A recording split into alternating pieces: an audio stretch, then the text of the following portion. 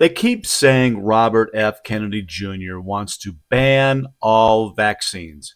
That's their big talking point. But here's the truth.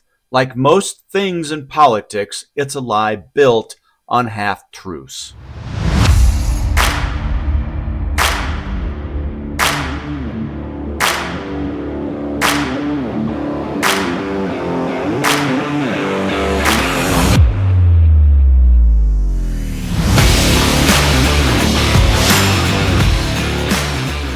Okay, first, let's not forget who we're talking about.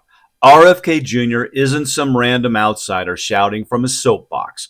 He's a seasoned lawyer who spent decades taking on big industry, from suing polluters to fighting corporate giants who thought they could poison rivers and get away with it.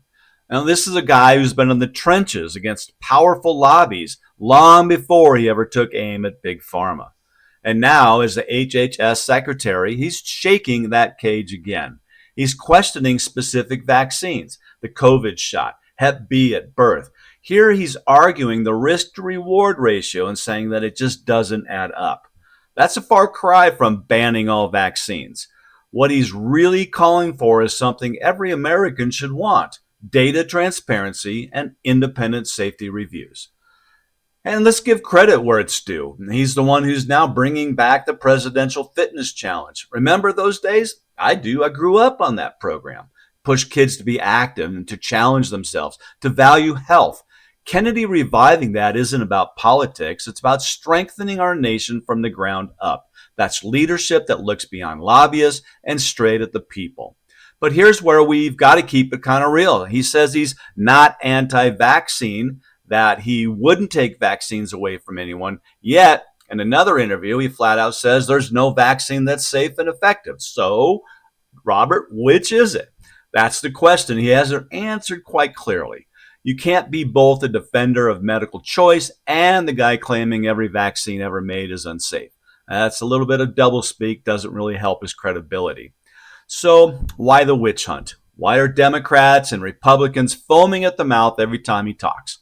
Well, let's follow the money. Last election cycle, 99 out of 100 senators took pharmaceutical industry donations. Nearly $6.7 million flowed into Senate campaigns from Big Pharma. That doesn't make them on the payroll in a literal sense, but let's be honest. When nearly every lawmaker cashes those checks, it's no wonder pharma-friendly narratives become the party line. So when RFK says, let's re-examine our mRNA safety, or let's question whether Hep B at birth is necessary, they scream anti-vaxxer instead of having a debate. Not because the science is settled, but because the donations are. Now, could there be a path for cooperation? Sure. But let's be real, it starts where we've been before: money in politics. I actually spoke about this in a rant on August 27th, and I said it then: if money talks, voters walk. That ties directly into what we're seeing here. 99 out of 100 senators took Big Pharma money. So when Kennedy raises tough questions, the pushback isn't just about science, it's about protecting the piggy bank. If both parties stop treating pharma contributions as their personal ATM, they might actually work with Kennedy on the real issue: restoring trust. Imagine a bipartisan deal that says no more hiding trial data. Publish everything: the good, the bad, and the ugly. That's how you clean up the mess. Shine sunlight on the system. Keep the vaccines that work and toss out the ones where risks outweigh the benefits. And here's where I'll jab him again. If Kennedy wants to be the man of transparency, then he needs to clear up his own contradictions first, because Americans are tired of politicians who talk out of both sides of their mouth. So let's cut through the noise. RFK Jr. not banning every vaccine. He's calling out corruption. He's pushing fitness and wellness, and he's demanding transparency. But he's got some explaining to do, because if he wants our trust, he can't dodge the question: is every vaccine unsafe, or are you just targeting the ones where the evidence doesn't stack up?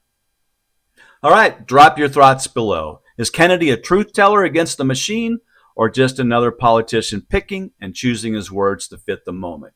If you like the straight talk without the spin, make sure to like, follow, and subscribe. Share this rant with your friends who are tired of the lies, because the more we talk about it, the harder it is for them to ignore us.